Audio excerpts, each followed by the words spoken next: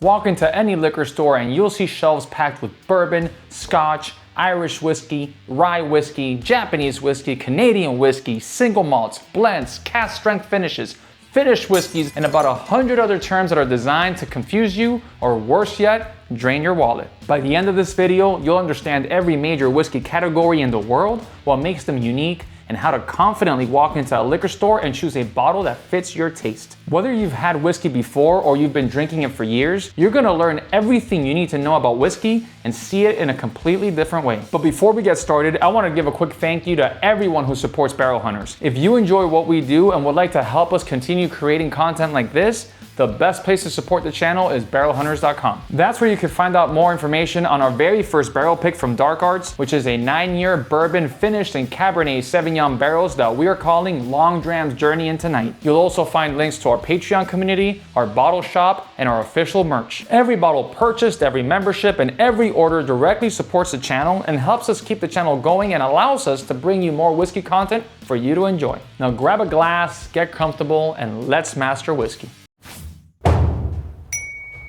The word whiskey comes from the Gaelic term Ishkabaha, literally meaning water of life. Distillation itself wasn't even invented for drinking. Monks in medieval Ireland and Scotland were distilling for medicine, and it didn't take long before someone decided medicine could also be enjoyable. At its core, whiskey is surprisingly simple. It's a spirit made from distilled grain. Every bottle of whiskey you've ever seen started its life as grain, water, and yeast. The grain gets cooked, the yeast converts sugar into alcohol, that liquid gets distilled, then aged in wood, and that's whiskey. Bourbon, Scotch, rye, Irish, and Japanese whiskeys all start from the same basic process. What separates the categories is the details: which grains are used, where it's made, how it's distilled, and how it's aged. Think of whiskey like music. Rock, country, jazz, and hip-hop are all music, but they sound completely different. And whiskey works the same way. The grain is where the flavor begins. While there are dozens of grains that can be used in whiskey production, 4 dominate the industry: corn, rye, barley, and wheat. And each one contributes something different to the final spirit. Corn creates sweetness. Think caramel, vanilla, honey, and brown sugar. Rye creates spice, like black pepper, mint, clove, and cinnamon. Barley creates malty flavors like cereal grains, biscuits, nuts, toast, and malted chocolate. Wheat softens things out and creates smooth, creamy, gentle bread-like notes in whiskey. Most whiskeys aren't made from just one grain. They're typically some type of combination of these 4 grains. And changing that recipe changes the entire personality of the whiskey. And that recipe is the mash bill. The yeast is the unsung hero of the whiskey flavor. Yeast doesn't just create alcohol, it creates flavor. It'll provide you with fruit or floral or perhaps some spice notes. Some distilleries have protected their yeast strains for generations because they're such a critical part of their flavor profile. Then we get to distillation, and that's where alcohol gets separated and concentrated. Different types of stills create different styles of spirit. Some create heavier, richer whiskey, and others create lighter, cleaner whiskey. And finally, the barrel. This is where whiskey becomes whiskey. When spirit comes off the still, it's clear. No amber color, no rich oak notes. The barrel is responsible for the color and much of the vanilla, toffee, oak spice, and smoky flavor that people associate with whiskey.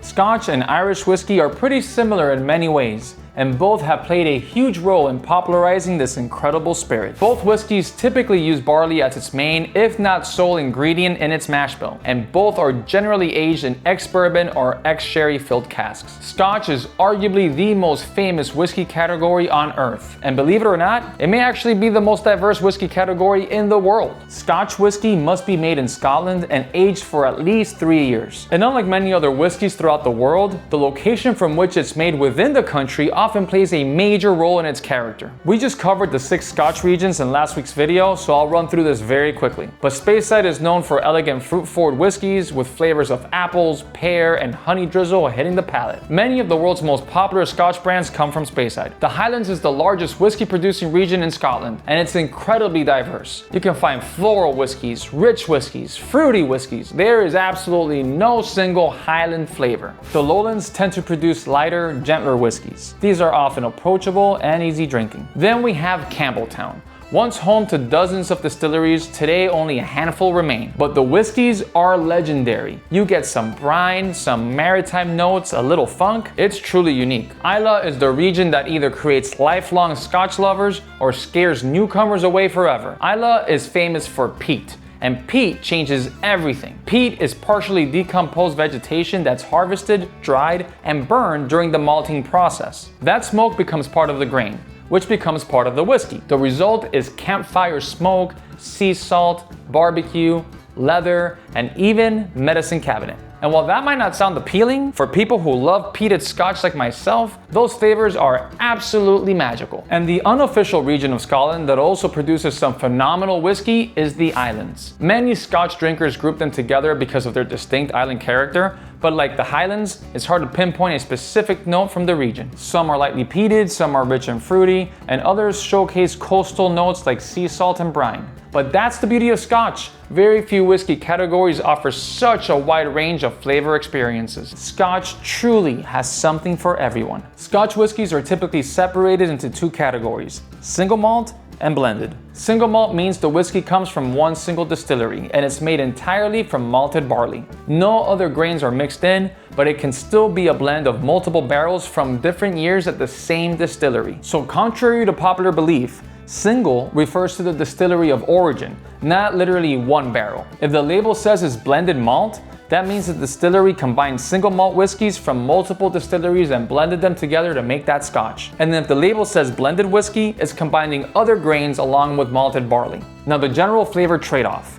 Single malts tend to have a more distinct, sometimes more intense personality since they're not smoothed out by blending. Blends tend to be more consistent and easy drinking, since they're engineered specifically for balance and repeatability across huge volumes. Irish whiskey obviously comes from Ireland, and many historians consider it to be the originator of modern whiskey. Ireland actually had more working distilleries than Scotland in the 1800s before a combination of prohibition, trade wars, and a couple of world wars nearly wiped the industry out. It's only in the last 20 years that Irish whiskey has clawed its way back to global relevance. Irish whiskey is known for its mellow or approachable character. When someone tells me that they're completely new to whiskey and they're worried about harsh alcohol burn, Irish whiskey is often the first category that I recommend. One big reason Irish whiskey tends to be more approachable is that many producers triple distill their spirit. Most Scotch is distilled twice. Distillation runs refer to how many times the spirit passes through the still before it goes into the barrel.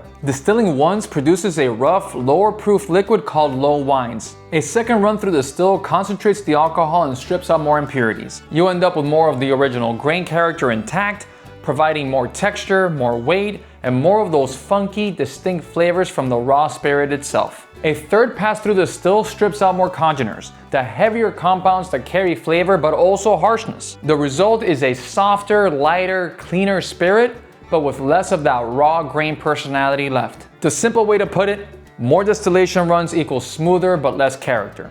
Fewer runs provides more texture and complexity, but a rougher edge. Neither is better, it's just a stylistic choice, and it's a big part of why Irish whiskey tends to drink lighter than something like a heavier, oilier single malt Scotch. Some Irish whiskeys can be incredibly complex, especially when you start exploring older age statements, cask finishes, and the style that makes Ireland's whiskey unique: single pot still. Single pot still whiskey is made using a combination of malted and unmalted barley. That creates a creamy mouthfeel and spice profile that you typically don't find anywhere else in the whiskey world. Irish whiskey typically provides notes of butter, fruit, honey, and baking spices. Some Irish distilleries are also experimenting with peat, so it's becoming less unusual to find flavors of barbecue and medicine cabinet in Ireland too. Bourbon is the American powerhouse. It's made from at least 51% corn, aged in new charred oak barrels, and made in the US of A. That's brand new barrels every single time you age bourbon, and that is a distinction from all other whiskeys made outside of the United States. If you make tea and use a brand new tea bag, you'll get a lot of flavor. If you use a tea bag that's already been used several times, you'll get much less. That's essentially what's happening with bourbon barrels. Corn naturally creates sweetness, and every barrel contributes massive amounts of vanilla, caramel, and oak. It's bold, it's sweet, and it's loaded with flavor. But bourbon is only one of several whiskey categories that come from the United States. You have rye whiskey, which was actually America's dominant style before Prohibition. Rye whiskey's mash bill swaps in at least 51% rye instead of corn. That single change dramatically alters the flavor profile. Instead of caramel leading the way, rye typically gives you spice like black pepper or nutmeg, some herbal notes, and a drier finish. In the United States, it also has to be aged in new charred oak barrels. For many experienced whiskey drinkers, rye offers a level of complexity that keeps them coming back. And it's phenomenal in cocktails like a Manhattan, Old Fashioned, and Sazerac. If bourbon feels too sweet for you, rye might be exactly what you're looking for. Then there's wheat whiskey. It's still a relatively small category compared to bourbon or rye, but it's growing every year. Like rye, it follows the same rules as bourbon but replaces the 51% corn with wheat. Wheat typically brings soft notes like sweetbread, butter biscuits, and fresh pastry. It's silky and creamy, but when it's bottled at a high proof, the ethanol tends to dominate the flavor, at least from my experience. And finally, you have American single malt. For decades, American whiskey was dominated by bourbon and rye, but American single malt has quietly been gaining momentum. American single malt is arguably the biggest departure from the traditional whiskey rules provided in the United States. Instead, it more closely follows the rules to make single malt Scotch. For one, they can use something other than new charred oak barrels, meaning that they can age their spirit in previously held wine or sherry casks or some other type of oak depending on the style that they're trying to create. Also, instead of having a blended mash bill with one main grain having at least 51% of the focus, American single malt has to be made from 100% malted barley. Like Scotch, you'll find flavors like toasted grain, biscuits, nuts, cocoa, and sometimes a little gentle smoke. More so than in any other American whiskey category, American single malt is usually a whiskey where the grain has a much louder voice in the barrel. Beneath those main American whiskey categories, you have offshoots that are worth mentioning. If you see a wheated bourbon on the shelf, that just means that the mash bill still followed the rules to be a bourbon, but has more wheat than any other type of grain, other than corn. Naturally, a high rye bourbon follows the same idea, but rye is the second most prominent grain. And of course, you can't forget about Tennessee whiskey. Many people assume Tennessee whiskey is simply bourbon made in Tennessee. And honestly, they're not wrong. But there's one important difference: the Lincoln County process. Before aging, Tennessee whiskey is filtered through charcoal that is typically made from sugar maple wood. This process removes certain compounds from the spirit and creates a softer profile. Think of it as giving whiskey one extra layer of refinement before it enters the barrel. The result is often a whiskey that feels slightly gentler, maybe a little sweeter, and more mellow than traditional bourbon. Now obviously the biggest name in Tennessee whiskey is Jack Daniel's, but today there are many distilleries throughout Tennessee producing exceptional whiskey. After Ireland and Scotland defined what whiskey was, the United States came in and turned it on its head. So naturally, other countries followed suit and created their own whiskey categories. Japanese whiskey has become widely popular over the last decade, and there's good reason for that. Japanese producers are almost obsessed with precision, detail, and balance, which is ironic because there aren't many official rules that need to be followed to make Japanese whiskey. Typically, whiskey made in Japan uses malted barley like Scotch and Irish whiskey, but it could also use other grains. In fact, one of the most popular Japanese whiskeys, Nikka Coffee Grain, uses mostly corn in its mash bill, like bourbon. The roots of Japanese whiskey can be traced back to the early 1900s when a pioneer by the name of Masataka Taketsuru went to Scotland, learned how to make whiskey, and brought that knowledge back to Japan. Today, he's commonly referred to as the father of Japanese whiskey. Japanese whiskey focuses heavily on harmony and elegance. Think delicate fruit, honey, floral or tea notes, soft smoke, and gentle oak.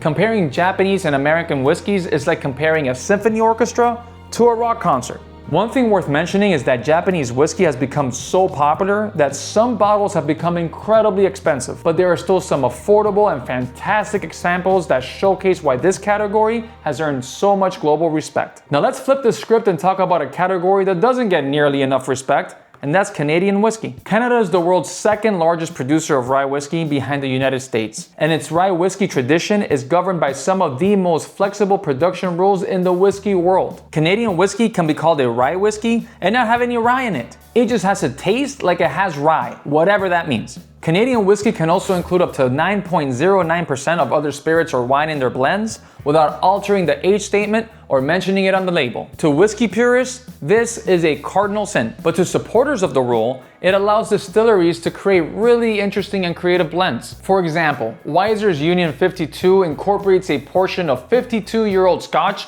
into the final whiskey, and Barefaced 111 Oaxaca edition blends 10 parts Barefaced Canadian whiskey with 1 part Mexican mezcal. Canadian whiskey is all over the place when it comes to flavors, but you'll typically get notes of pepper, fresh herbs, crisp apple, and baking spices. Now, if you've only experienced entry-level Canadian whiskey, you might think the category lacks complexity. But once you start exploring premium or craft Canadian releases, you'll discover whiskeys that can absolutely compete with world-class bourbon and Scotch. Or so I've been told. Apparently, we only get the bottom shelf leftovers here.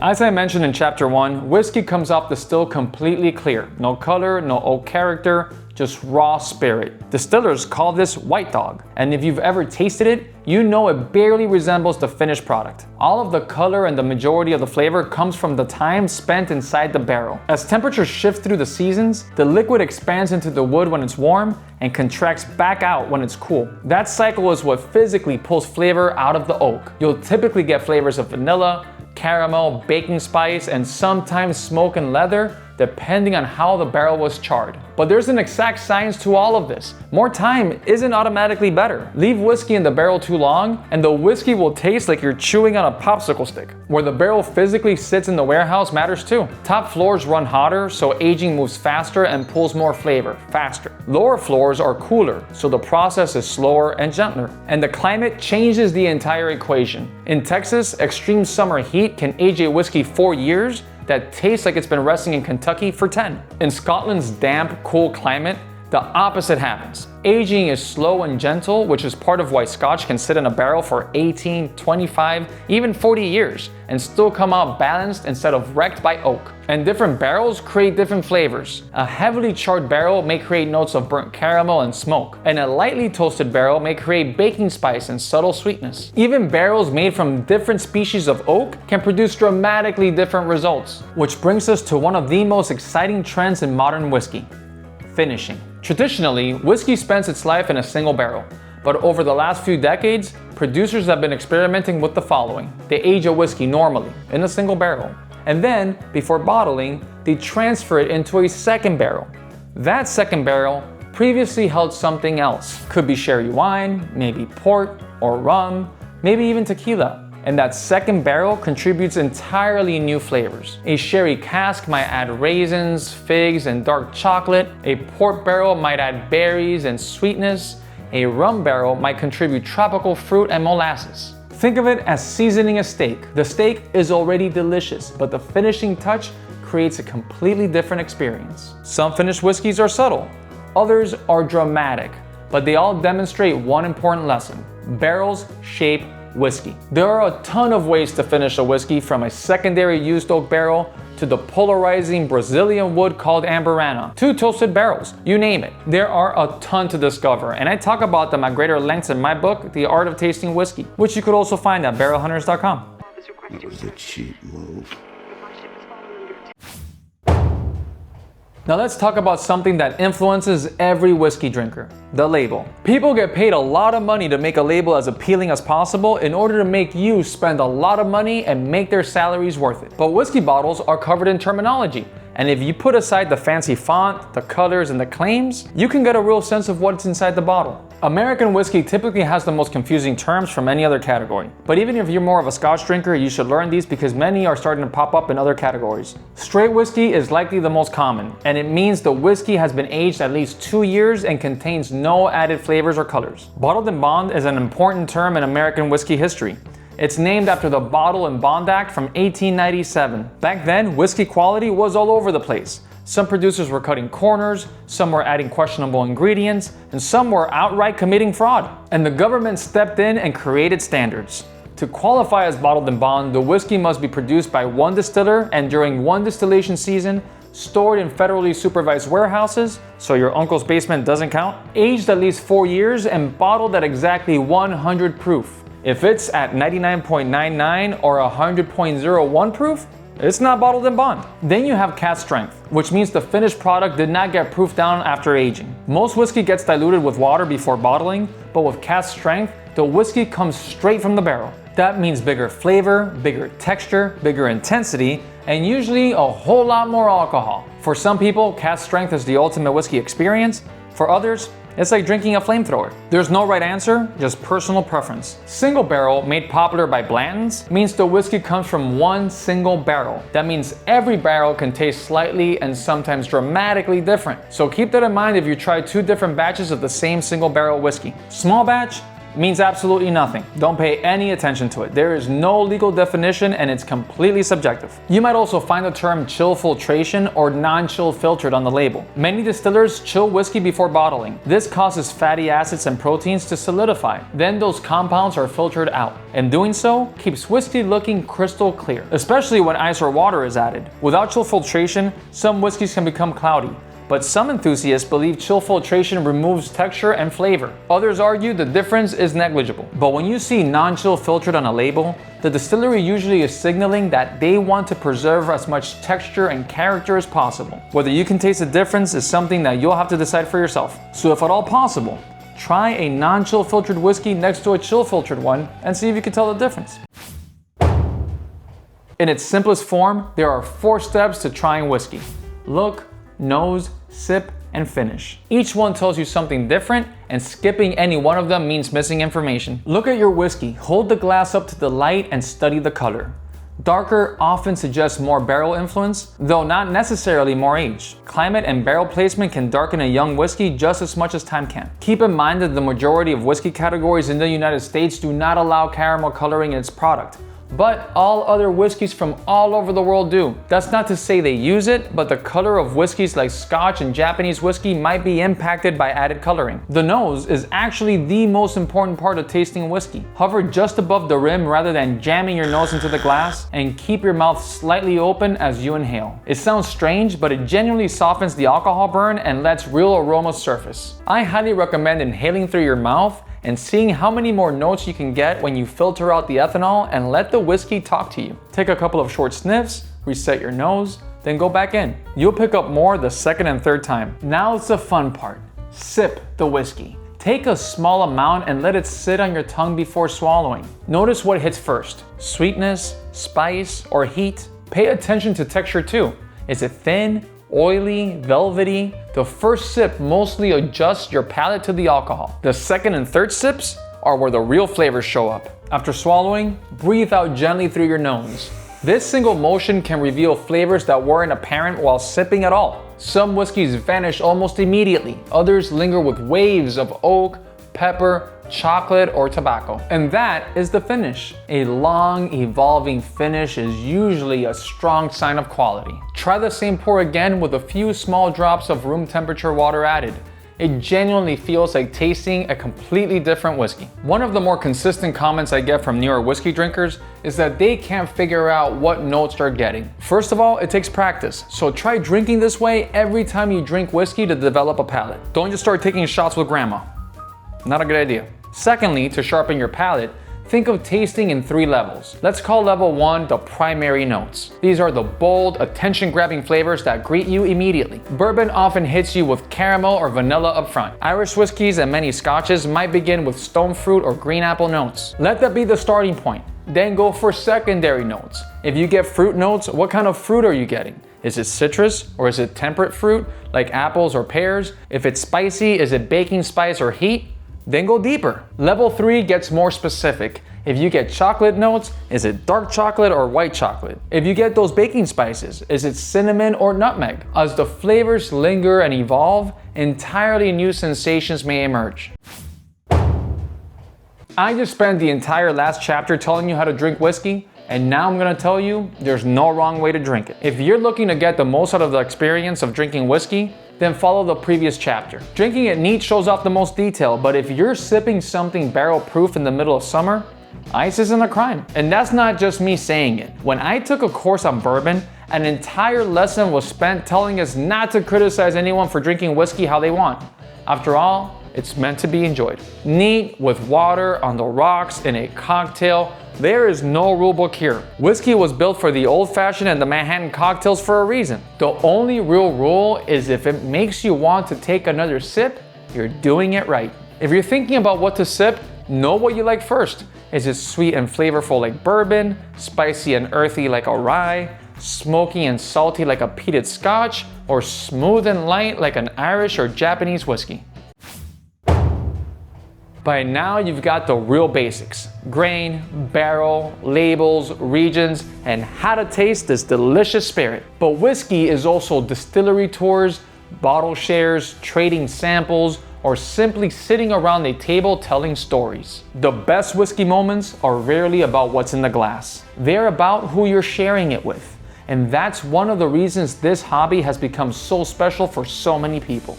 There's history in every bottle, recipes passed down, and family names on labels that go back generations. The more you learn about how it's made and where it comes from, the more you appreciate the people behind it and the people you share it with. The whiskey world isn't about finding the perfect bottle. It's about discovering the bottles that speak to you. And your preferences will evolve. Mine certainly did. Whiskeys I couldn't stand 10 years ago, I absolutely love today. That's part of the journey. Your palate grows, your preferences change, and every bottle teaches you something new.